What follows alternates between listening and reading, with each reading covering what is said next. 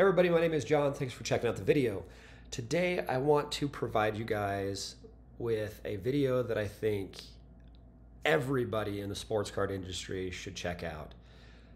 Mainly because I think that it has an opportunity, whether you're a seller, it will provide you some content and knowledge of exactly how you should be listing your cards to get maximum results. And if you're a buyer, it arms you with search results so that you can go do the most effective data analysis possible. As well, you can really narrow into exactly the cards that you want to see. This is kind of a pre-video to a secondary video, which I am about to release as well. And that is sharing exactly how I do my research prior to buying most of the high dollar cards that I buy. And so if you're interested in seeing future videos, I would simply ask or suggest maybe you subscribe to the channel. You may find some value in future videos that we will be releasing. Okay, so I want to get down to exactly what this search is about, but let's kind of start from the beginning. If your search is too narrow, you will get a whole bunch of noise. Now, back when eBay first started and sports cards got really engaged in the world of eBay, a simple query like a Carl Yastrzemski RC or Carl Yastrzemski Rookie would give you all the results that you'd be looking for. But as card companies have come in and they've made reproduction cards and new parallel releases that use the imaging of the cards, as well, just a whole bunch of additional noise seemingly has made searches become somewhat obsolete or too broad. As an example of this Carl Yastrzemski, there's 460 Carl Yastrzemski rookie cards if you were to simply search it as such.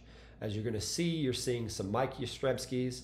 Probstein is one of the biggest sellers on eBay, yet they are calling the 1961 Carl Yastrzemski is the rookie card, which is not true. It is the 1960 Topps is the official rookie card. So this is in my mind, a poor or bad query. And so we want to really start honing in what that search query should be. We are very fortunate because over the past few years, serious buyers and sellers have recognized this challenge, and serious sellers are starting to really define the cards based upon the year that the card was produced and the card number. So if we now change our very broad query down to a more specific query by adding in the year and the card number, we're really starting to narrow in and weed out some of those queries that we no longer want to see. So as we now search through here, for the most part, all we're seeing is the 1960 Carl Yastrzemski rookie cards. I did notice one other thing though, and that is these autographed cards. It is very much commonplace to see autographed versions of these cards. And if you're doing data analysis based upon recent sales, some of those values may be spikes that really kind of show up as anomalies in the data and can really throw off exactly how much cards are selling for when you're trending out information or you're looking at an average of how much a card is selling for over a period of time. So let's go up to our search and let's omit these cards.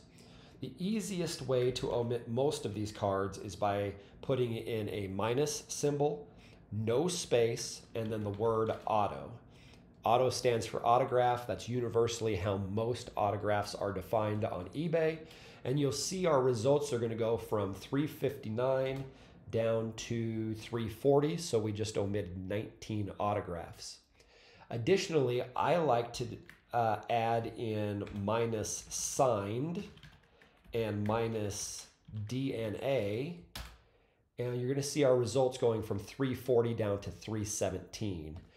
Oftentimes with hand-signed cards, which weren't from the manufacturer, people, instead of using the auto descriptor, they'll use signed, which means that it was hand-signed, whether through autograph shows or whether through TTM purposes. So if you really want to focus on the exact card that you're looking for, maybe omitting some of those cards might get you exactly, closer to what the actual search is that you're trying to obtain. Additionally, I like to use -MC, and you do have to be careful about the -MC. MC would be it would denote that the card is miscut. It's really kind of a PSA term, or it kind of initiated from PSA. And as you can see, we omitted 2 -MC cards. Reason why I said you have to be careful with this, because if you were searching, say, Connor McDavid, one of the better hockey players, anybody with a last name that starts with MC, potentially would be omitted, or you'd find some issues with that -MC. But it's a quick way to try and get rid of some of the cards, which I know I don't like to search for. I generally try and get cards that are not heavily miscut.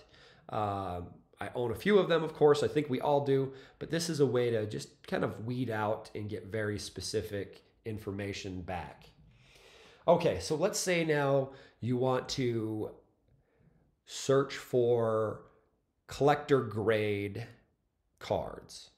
And if you're not familiar with what collector grade is, generally the decade that the card was produced, this Yastrzemski rookie card was 1960. So collector grade would be seen as either a PSA, CGS, or CSG, and SGC 6.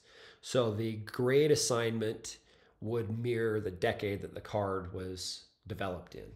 So let's put in PSA 6 here, and we're down to 13 results, and now all we're seeing are PSA 6s.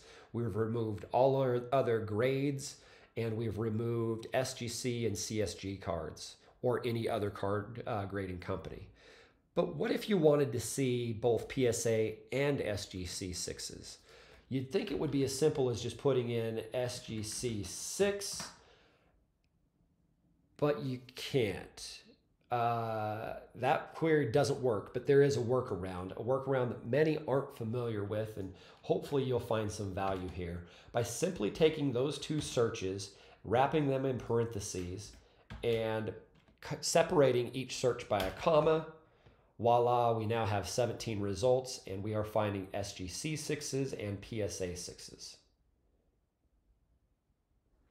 We can continue that search out. Say you also wanted to see SGC 6.5s, and there you go. We added a couple more. There's an SGC 6.5. So you can grow that search absolutely as much as you want, but it's a way to really hone in and narrow down the search for exactly what you're looking for. So if you're looking for collector grade, or if you're looking for, say, PSA, 5s and 6s, then you might do a very similar search of PSA 5s and 6s. Now you have 29 results, and now you can start doing your stare and compares.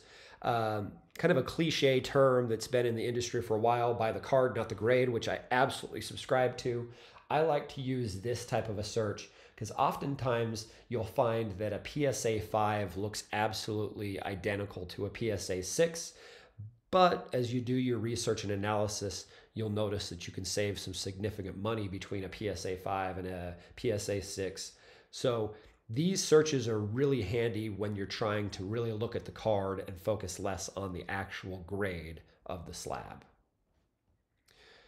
Okay, well, if you're still here at this point, I hope that you've found some value in this video. If you have, please share it with another collector. I think a lot of collectors, sports card collectors, don't spend enough time learning how to accurately search in eBay. And I think that by just learning some of these tips and tricks, becoming a little bit more proficient at the searches, you're really going to find that you're going to see every deal that you want to see. You're going to really hone in and omit the noise of other things that you don't want to see.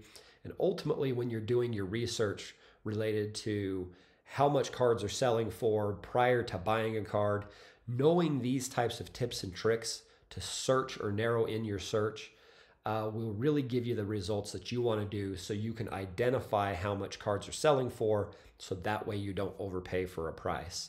If you're a seller, these are ways to really identify how much cards are also selling for, and then you can ensure that your card is at proper market value. Again, if you're still here at this part of the video and you haven't already done so, one of my goals in 2023 is to hit 250 subscribers. If you found value today, please hit subscribe. Join the community. I have a number of video ideas and videos that we'll be putting out in the upcoming weeks. My goal is to put out 1 or 2 videos a week.